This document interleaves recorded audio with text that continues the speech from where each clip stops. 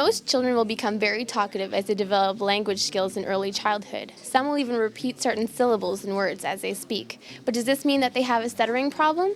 Hi, I'm Pamela with WatchMojo.com, and today we're speaking to Lisa Massaro, a speech language pathologist at the Montreal Children's Hospital, about children with stuttering and what they can do to overcome it. Can you begin by introducing yourself? My name is Lisa Massaro. I'm a speech language pathologist at the Montreal Children's Hospital. I've been working with children who have various communication problems for about 20 years, including kids who stutter. What are the signs and symptoms of stuttering? Many young children go through a period of what we call normal non-fluency. That means times where they might repeat a word like, "Mummy, mummy, can I have that ice cream?" Or where they might put in some filler words like, I don't know. Or where they might start a sentence and start it a second time, revise it until they get the exact sentence they would like to say. That is really typical of the young child, and they tend to outgrow that fairly soon. However, there's another group of children, about 25% of preschoolers, who go through a period of what we can call real stuttering. And real stuttering looks different because kids will repeat parts of words, so either a sound or a syllable, so they might go, I want to go outside.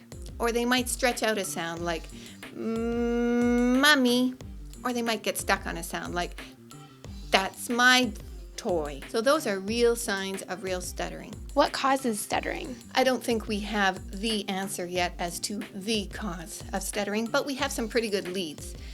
It's really important to note that stuttering is not an emotional or psychological problem. It's caused by a difficulty in executing motor movements while you're talking. Many people who stutter have a close relative who either stuttered when they were younger or continued to stutter as an adult. The thing is, though, heredity or genetics doesn't explain all the reasons why people stutter. Probably a good portion is related to the environment. Some children just seem to be more vulnerable to everyday things that we all experience in our environment. Perhaps certain life events like the birth of a new child or the move to a new city, or perhaps a very hectic lifestyle in the family where there's lots of appointments and they're moving around frequently from one activity to the other. And maybe there's something within the child himself or herself that has to do with her temperament or his temperament that makes them more susceptible to developing stuttering. It's most likely a combination of many factors that will eventually cause stuttering in a child who seems predisposed or more vulnerable to developing stuttering. What percentage of children are affected by this speech impediment? Very young children, let's say under the age of 5, there's about 5% of children who stutter. This percentage decreases over time to, in the school-age population, to about 1 to 2% and to about 1% in the adult population. What advice do you have for a parent who thinks that his or her child might be stuttering? Probably the first thing and the best thing they can do is observe what's happening, to sort of take a mental note of whether it's fluctuating over time, if it's cyclical, if it happens every day, what situations seem to increase the amount of stuttering. Then once they've sort of got a handle on that, and at the same time, they really need to focus on what their child is saying and not how they're saying it.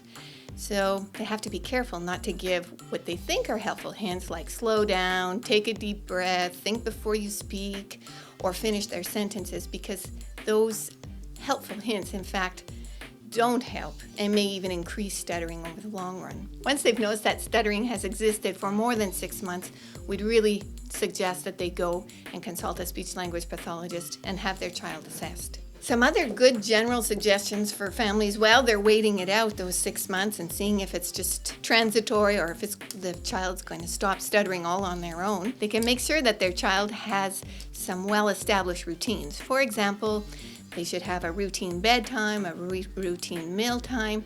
They should also take care to have consistent and fair discipline. As well, children who are stuttering need lots of rest. Can you explain how stuttering is treated? Before we get into the therapy, in a very young child, we might adopt an approach where it's a wait and see, a wait and observe, but actively observe, giving the parents some tools about what to observe and giving them some attitudes and some behaviors that they can use that will help their child be more fluent. After 3 years of age, we can probably start using a more indirect approach, but working with the child. So we might teach the family, the parents, how to model a different kind of fluent speech that their child will imitate over time. As the child gets a bit older, let's say around 4.5, we can use more direct methods where we really try to shape the fluency or shape the really smooth talking so the child will talk more smoothly more often and eliminate their stuttering behavior. As people get older and stuttering becomes more ingrained, the techniques become more and more direct so that people learn how to control their stuttering better.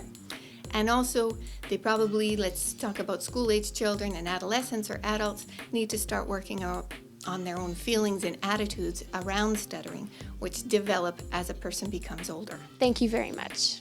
Thank you. The pleasure's all mine.